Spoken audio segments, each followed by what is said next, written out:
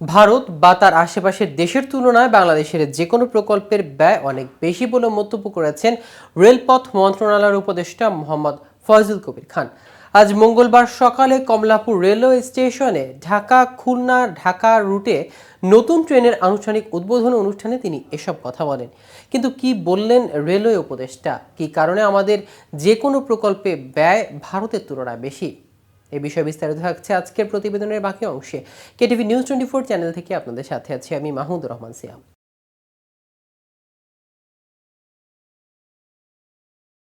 Railway উপদেষ্টা বলেন, রেলের আজকের যে বর্তমান অবস্থায়, এই অবস্থায় আসার একটি কারণ হচ্ছে অপব্যয়।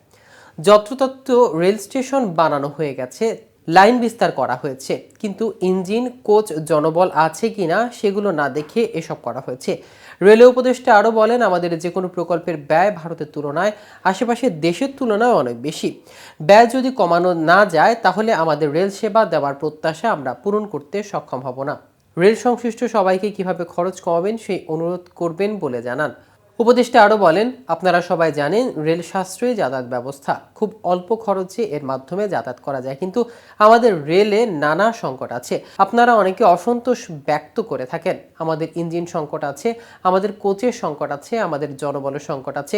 সীমিত সংখ্যক জনবল নিয়ে রেলের কর্মীরা বড় দায়িত্ব পালন করছেন। পদ্মা রেল সেতু সংযোগের মাধ্যমে 4.25 ঘন্টায় ঢাকা থেকে খুলনায় পৌঁছানো যাবে, এ কথা বলেন উপদেষ্টা। তিনি আরও বলেন, এই প্রকল্প বাস্তবায়ন করতে গিয়ে রেলের প্রকৌশলী, সর্বস্তরের কর্মচারী, মহাপরিচালক সহ বিশেষ করে বাংলাদেশ সেনাবাহিনীর কর্মকর্তা উল্লেখযোগ্য ভূমিকা রেখেছে।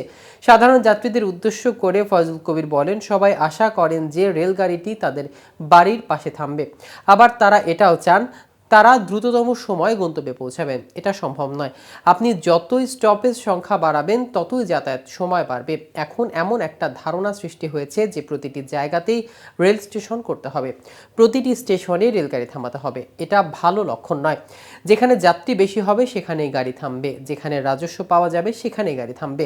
রেলকে তার আয় দিয়ে ব্যয় নির্বাহ করতে হবে বলে জানান উপদেষ্টা। সরকারকে সব খাতেই ভর্তুকি দিতে হচ্ছে মন্তব্য করে তিনি বলেন, এই ভর্তুকি আর কত দেয়া যাবে।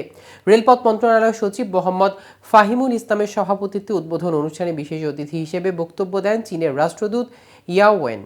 এর আগে সকালে খুলনা থেকে জাহানারাবাদ এক্সপ্রেস নামে নতুন ট্রেন চালু হয়। ট্রেনটি 10:30টার দিকে কমলাপুর স্টেশনে যাত্রী নিয়ে আসে। রেলের মহাপরিচালক মোহাম্মদ আফজাল হোসেন ট্রেনটিকে চড়ে ঢাকায় আসেন। পরে রূপসী বাংলা এক্সপ্রেস নামে ট্রেনটি যশোরের বেনাপোলের উদ্দেশ্যে ছেড়ে যান। জাহানাবাদ ও রূপসী বাংলা এক্সপ্রেসের ট্রেন দুটি দিনে দুবার করে আসা যাওয়া করবে। রূপসী বাংলা এক্সপ্রেসের ট্রেনের যাত্রীদের ফুল দিয়ে শুভেচ্ছা জানানো হয় রেলের পক্ষ থেকে। দর্শক, আজ এ পর্যন্তই। সারা দেশের নিত্য নতুন সকল আপডেট পেতে কেটিভি নিউজ 24 এর সাথে থাকুন। ধন্যবাদ সবাইকে।